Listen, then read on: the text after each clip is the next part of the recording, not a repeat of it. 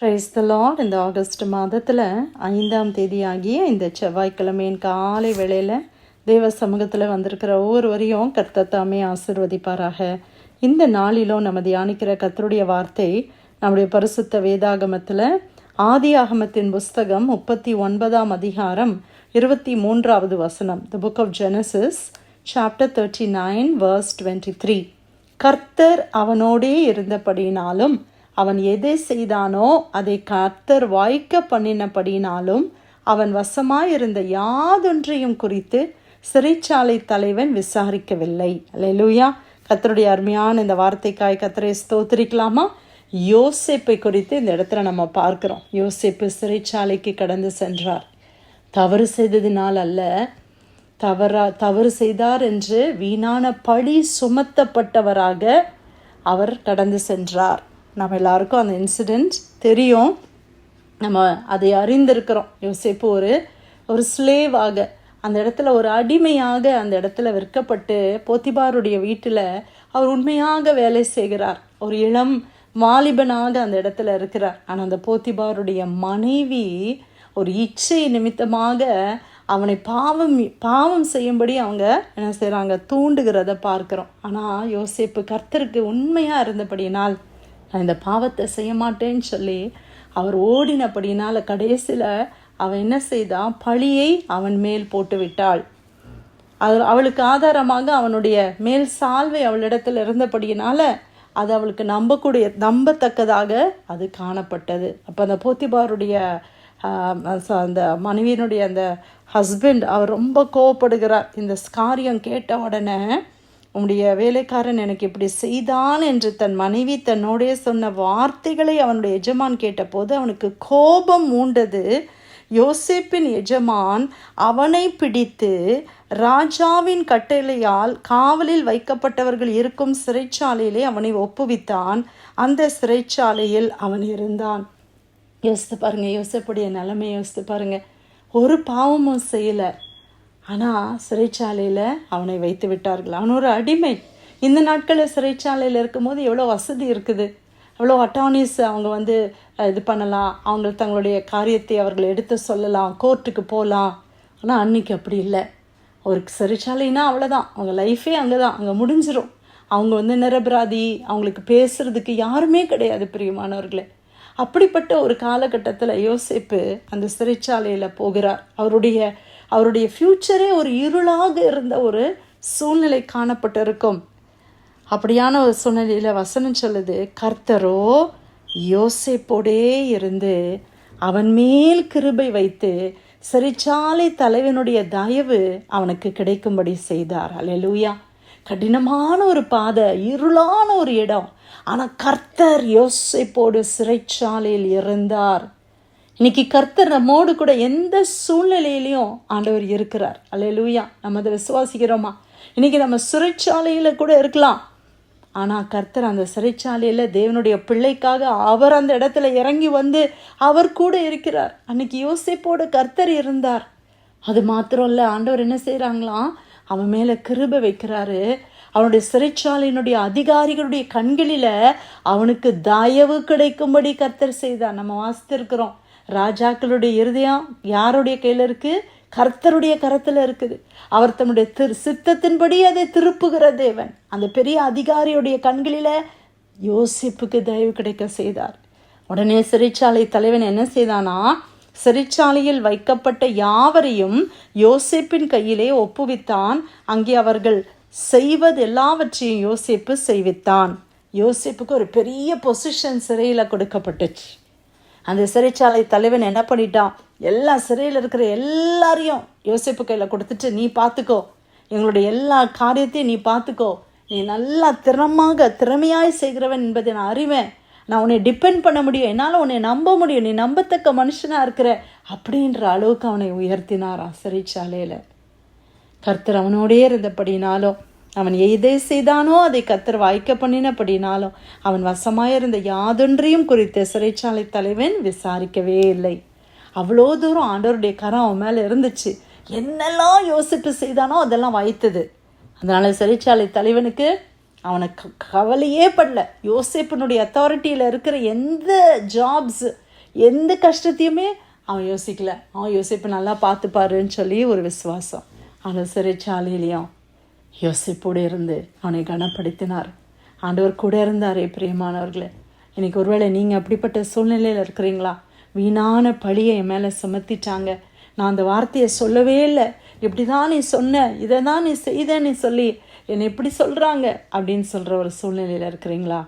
அன்றைக்கி யோசிப்புக்கு ஒரு வீணான பழி அவன் மேலே சுமத்தப்பட்டது. அவன் கேரக்டரையே அழித்தாங்க. It was a character assassination.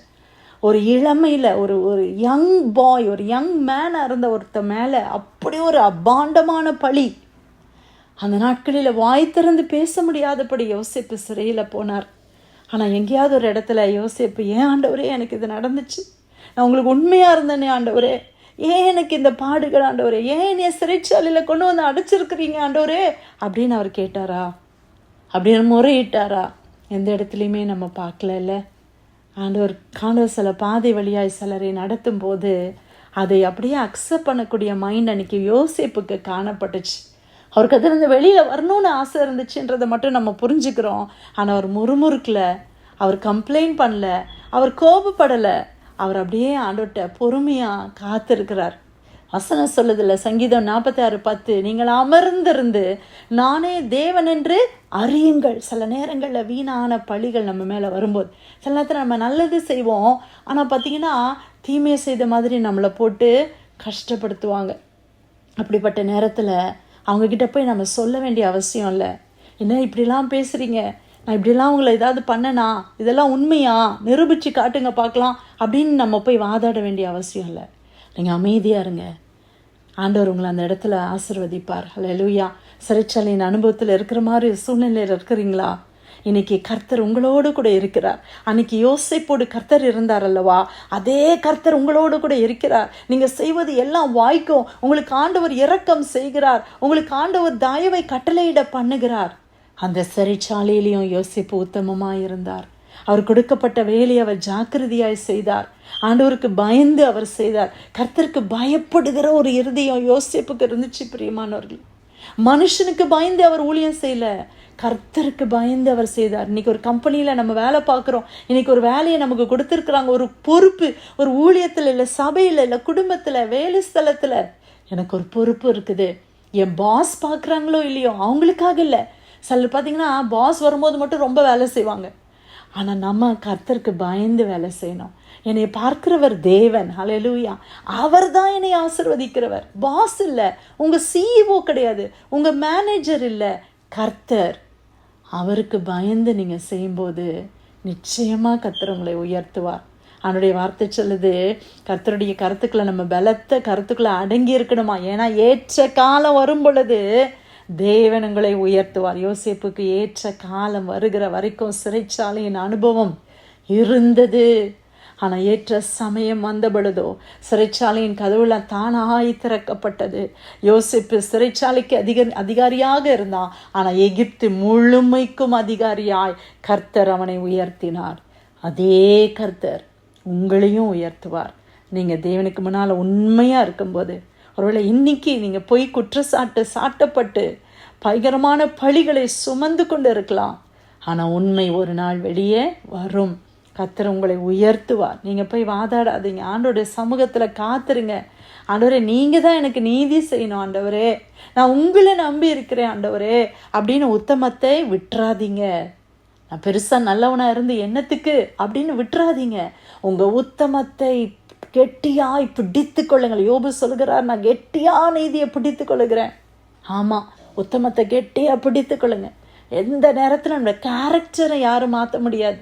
ஒரு கேரக்டர் நமக்குள்ளே உருவாயிருச்சுன்னா அது எந்த சூழ்நிலையிலும், சிலர் பார்த்திங்கன்னா ஏழ்மையாக இருப்பாங்க, அவ்வளோ தேவை இருக்கும், அவங்களுக்கு ஒரு பெரிய பணம் பொக்கிஷம் இருந்தால் கூட அதை என்ன செய்திருவாங்க தெரியுமா, எடுக்க மாட்டாங்க.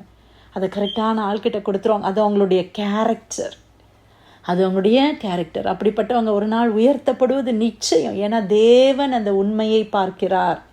கர்த்தர் உங்களுடைய உண்மையை பார்க்கிறார். இன்னைக்கு அநேகர் உங்களை குற்றப்படுத்தலாம், குற்றம் சுமத்தலாம், பழி சுமந்தவர்களைப் போல நீங்கள் நிற்கலாம். ஆனால் நாட்கள் வருகிறது, ஆண்டவர் உங்களை உயர்த்துகிற நாட்கள். நம்மை பழி சொன்னவர்கள், நம்ம மேலே குற்றப்படுத்தினவர்கள் எல்லாருக்கும் மேலாக தேவன் உயர்த்தினார். அன்னைக்கு யோசேப்பை ஆண்டவர் உயர்த்தினாரா இல்லையா? எகிப்து முழுமைக்கும் உயர்த்தினார். எகிப்தினுடைய அதிபதி சொல்லுகிறான், பார்வோன் ராஜா சொல்லுகிறான், எனக்கு அடுத்த ஸ்தானத்தில் யோசேப்பை வைக்கிறேன்.